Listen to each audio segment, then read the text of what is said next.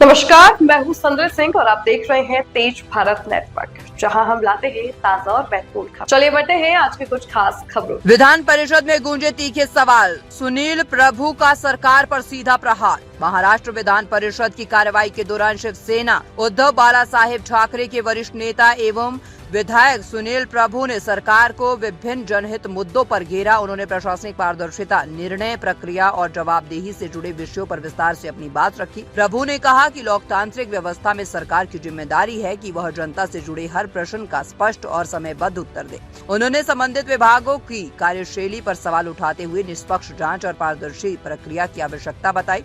सदन में उनके वक्तव्य के दौरान कुछ समय के लिए तीखी बहस भी हुई।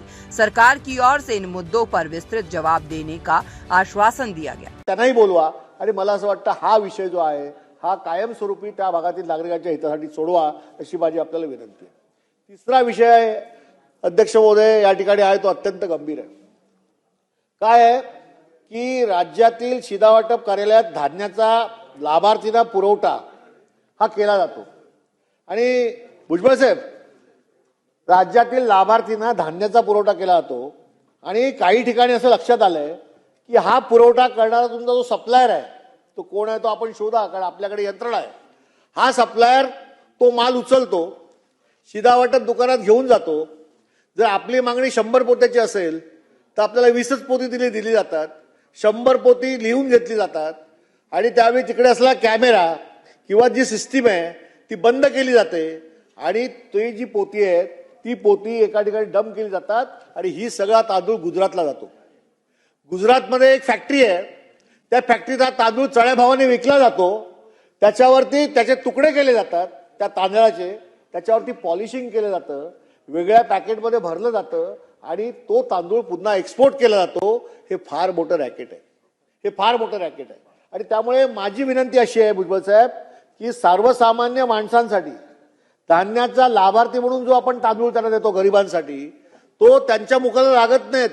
रेस्टिंग दुकानवाले तो घेतात असं दाखवतात कागदावरती, परंतु या सगळ्या पोत्या हा सप्लायर आहे तो गुजरातकडे देतो, गुजरातच्या व्यापाऱ्याला चढ्या भावाने विकतो, त्याच्यावरती त्या तांदळाचा तुकडा केला जातो, त्याच्यावरती पॉलिशिंग करून वेगळ्या पॅकेटमध्ये भरून तो एक्सपोर्ट केला जातो, मार्केटमध्ये विकला जातो। एवढा मोठी जर चैन ही जर इकडे असेल आणि सर्वसामान्यांचा हिताचं लूट जर इकडे होणार असेल तर याची देखील चौकशी माननीय मंत्री महोदय आपण करा अशी माझी आपल्याला विनंती आहे। अध्यक्ष महोदय, नियोजन विभागाच्या पुरवणी मागण्या ज्या आहेत ती बाब क्रमांक 121 पृष्ठ क्रमांक 86। कालही मी या सभागृहात बोललो होतो, महात्मा गांधी राष्ट्रीय ग्रामीण रोजगार हमी योजना अंतर्गत 100 दिवसापेक्षा अधिक मंजुरी प्रदान करण्याकरता 80 कोटीची तरतूद आहे। अध्यक्ष महोदय, मी नियोजन विभागावरती बोलतोय, पुरवणी मागण्यावरती बोलतोय। नियोजन विभागाचा एक मंत्री या सभागृहात कोणच नाही आहे, फक्त माननीय भुजबळ साहेब अन्न आणि नागरी पुरवठाबद्दल इथे बसलेत। काय सिरियसनेस आहे सरकारला? कशासाठी विरोधी पक्षाने बोलायचं, कशासाठी सदस्यांनी बोलायचं? कोण गॅलरीत आहे, कोण नेऊन घेत आहे, कोण अर्थदृश्य गॅलरीमध्ये लोन घेत आहे?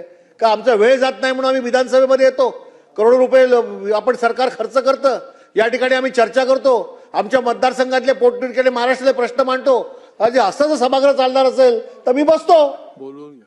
कुठे आहेत मंत्री? कौन नियोजन विभाग का मंत्री है? ये थी आज की मुख्य खबर तेज भारत नेटवर्क के साथ। अगर आपको वीडियो पसंद आई हो तो इसे लाइक करें, कमेंट करें, शेयर करें। धन्यवाद।